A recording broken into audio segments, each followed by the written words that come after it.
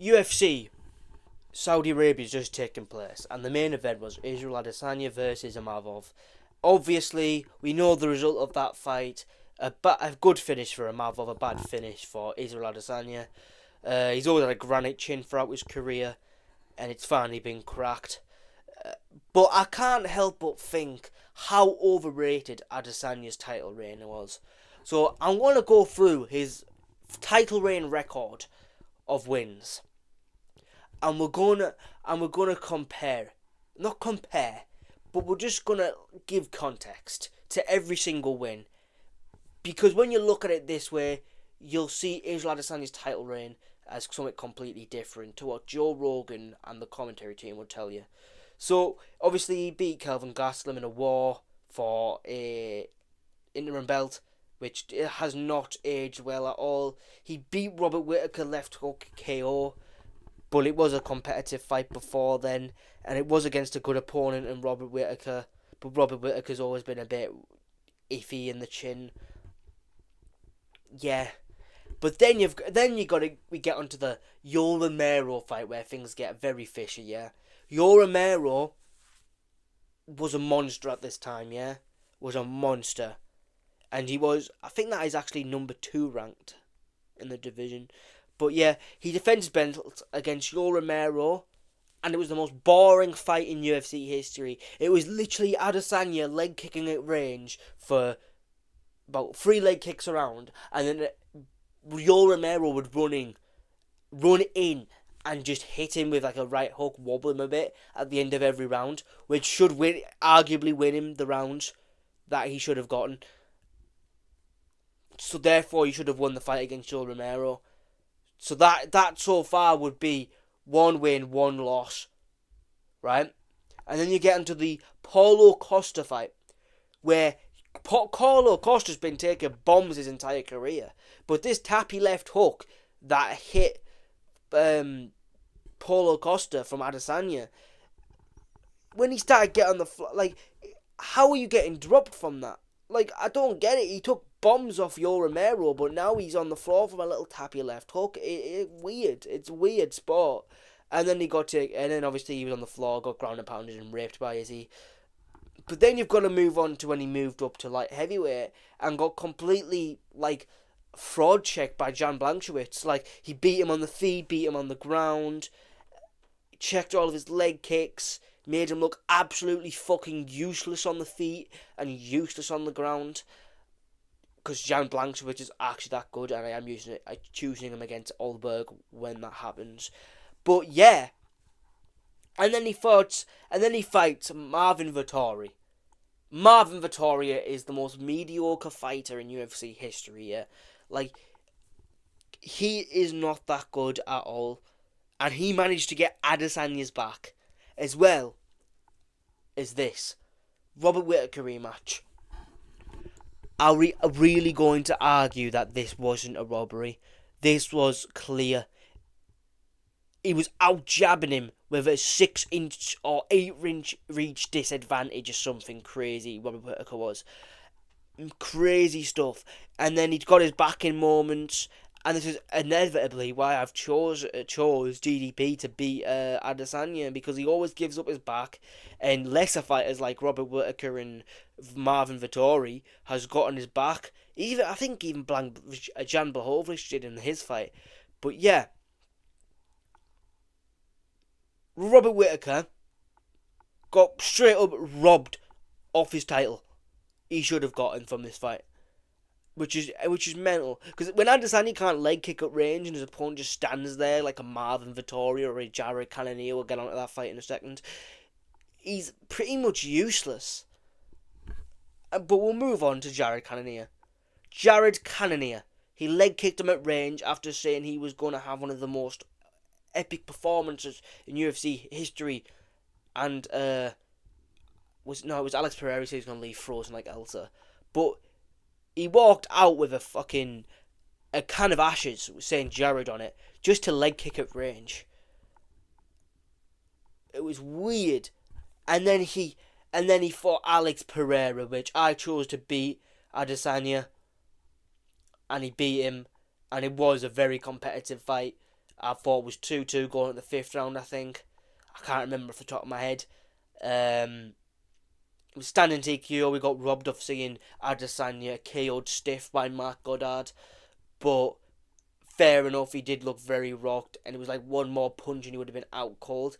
But then he fought his best win so far on his entire record, Alex Pereira 2, where Alex potentially was beating his ass and he rushed in for a KO and a finish, and he got knocked out for it, which is fair enough. Adesanya is a good kickboxer, an overrated counter striker, yes, but he is a good kickboxer, and no one can deny that.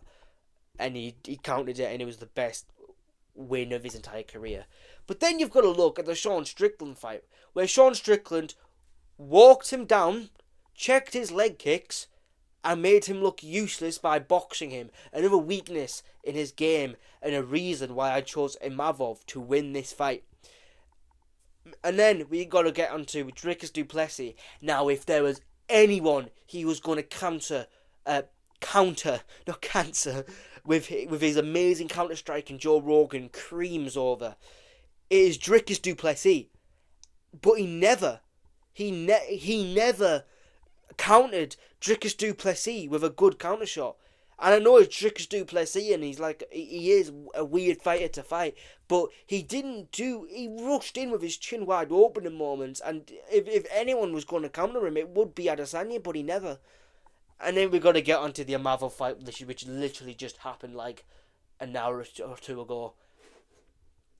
Nasruddin Imavov essentially was very patient in this fight.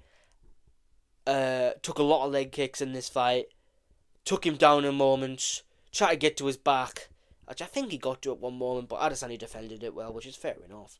But then he used his, honestly, very, very unappreciated factor in Imavov's game, which is his boxing. And you got to remember that he's the same height. When I watched the Alex Pereira fight and the Sean Strickland fight of both of these two, I was like, yeah, Nasruddin Imavov is going to beat him, and I do think it's going to be dominantly. But it wasn't dominantly either. I thought I got my prediction wrong. But yeah, Nasruddin Imavov beat him with a right overhand, and it was good because every time Isreal Adesanya's coming out of like his range when someone comes in, he puts his hands in front of him and tries to control the hands and push backwards. But when he goes backwards, he leaves his chin wide open, and it was only going to be a matter of time before someone just as tall as him and just as long as him is going to get over the top and hit him and knock him out cold. Because you got to think Nasruddin Imavov is a dense middleweight for a 6'2". Adesanya is a very skinny 6'2", maybe a 6'3", maybe, you know. But yeah, what can you say? But if we go through his entire record, again, win, should have been a loss, win, loss, win, loss, win, loss, win, loss, loss, loss. He's the most 50-50 fighter of all time. And if anything, let's go through his title reign properly. That's 1 loss, 2 loss, 3 loss, 4 loss, 5 loss, 6 loss, 7 loss. That is 7 losses, yeah? And he will have 1 win, 2 win, 3 win, 4 win, 5 win. That's 7-5 ratio if you score fights correctly, which I am, and he is 5 wins, 7 losses. He is not a greatest of all time. He isn't. And I do feel bad saying this because as much as I don't like Isreal Adesanya and he's a weird dog fiddler, I do like watching him fight, even though he's boring as fuck. But he has a personality where you can watch him, and it's like, oh, his fan base are annoying, so if he wins, you know, they're going to be annoying. If they lose, you get to piss them off in comment sections, which I've been loving for the past hour. I've been on my phone the entire time, just pissing them off, and they're getting gradually more and more annoyed, and I'm loving it. I really am loving it. But yeah, I just wanted to make a quick video and show just how overrated Adesanya is. And even before, let's say the title, where you got a Kelvin Gastelum War win, yeah? Anderson Silva, I really can't remember this fight, if I'm honest, you know. Derek Brunson, which was like where I watched this fight and I was like, oh my god, he might be an actual title contender or anything like that. And then he had a split decision to Marvin Vettori. How are you having a split decision against Marvin Vettori? But then you've got Rob Wilkinson, who's a PFL champion now, I think, and Brad Tavares, who's a bit mid. I think he's okay. He's okay. But I just want to make a quick video talk about the overrated record of Adesanya and just how overrated he is, because yes, he's a good striker, very good takedown defense until you get him on the ground where his jiu-jitsu I almost fucked that up. His jiu-jitsu is terrible. And then you got to think his boxing is terrible. I have people tell me he has very good boxing. I'm like, which fight showed you this? Okay, the very good boxer he's fought, Sean Strickland, got absolute dog walked. Another good boxer he fought in, you know what, to be fair, he hasn't fought any other good boxers, to be fair. Alex Pereira's a decent boxer, but he outstruck him. But the thing is of Alex Pereira, you can hit him from anywhere because his chin's so wide open. Sean Strickland's defense is crazy. So when you hit Alex Pereira, you can make more reads and mix it all together. With Sean Strickland, he's a boxer at base. Alex Pereira's a kickboxer as well. You know, Alex Pereira is not trying to box with you. He's trying to land a left hook but go with the kicks first. Sean Strickland's main idea of fighting is, I'm going to walk forward, jabbing teep you, and maybe a cross now and then. So yeah, his record's overrated. I don't want to say, ooh, he's one of the greatest of all time. No, he's not. Yeah, you can call him a legend, fair enough. Is he second greatest of all time middleweight? Probably. Does he compare to Anderson Silva? To be fair, Anderson Silva's probably overrated as well. Some of the people he beat were fucking terrible. But yeah, I just wanted to make a quick video because I'm seeing people go, he's still a legend, he's on a losing streak. I don't even think he's washed. I'm just saying that much. He looked shit against Strickland. He looked good in the Pereira fight. But he looked good in all these fights. In all fairness, he's looked better in the Dricus du Plessis fight and the Amavo fight than any other fight. Well, in the first round of the Amavo fight, he got KO'd. But in any other fight, he's looked the best in them two fights. He's putting the pressure on him, he's kicking them, he's looking good. But when he just starts just being relaxed and just leg kicking, there's only so many people. It's only so long before someone's just going to be like, you know what, this is what I need to do. I need to take the leg kicks, walk through him, box with him. And obviously he throws that wide left hook that Strickland dropped him with a straight shot speed, looping shots. You know, you can't even argue with this. He's an overrated fighter. He's got overrated counter-striking. He is a good striker, good takedown defense. But realistically, when he fought good competition, he lost.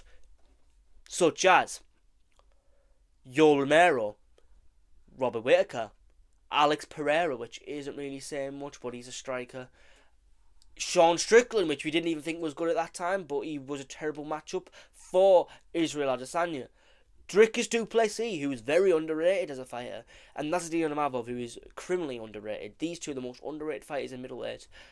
But yeah, quick video just pointing out how overrated Adesanya really is. And yeah, I don't want to see no more. Oh yeah, he's top 10 of all time, top 5 of all time. How mental are you? Are you crazy? Are you crazy in your head, man? You know what I mean? But yeah, like, subscribe, tell me your opinions on this fight, actually, on this, like, my opinion here, because I don't think it should be that weird of an opinion. I think it's like obvious. Like, I think it is obvious opinion if you actually watch his fight and you're not just biased towards him because ooh, he's Adesanya and ooh, this, that and the other. You know. So yeah. Comment your predictions, like the video, subscribe. I've got a UFC predictions video for UFC 312. Du Plessis versus Strickland 2 coming out. Probably, I'm recording this on Saturday. I'll probably record this on Sunday. We'll post it on Sunday. And I'll probably post the prediction on Monday. I think that's a good plan. So I'll be posted tomorrow. Is by the time I post this video. So yeah, but do comment your prediction, like your opinions on this, like opinion, because I want to see if I'm not like the only one just thinking this. Because I talk to like my friends and they call me mental, but I'm just like I cannot be the only one thinking this. But yeah, that's the end of the video. Please subscribe. Just yeah, straight up. I need to feed me dog. You know what I'm saying? It's starving. You know that type of stuff.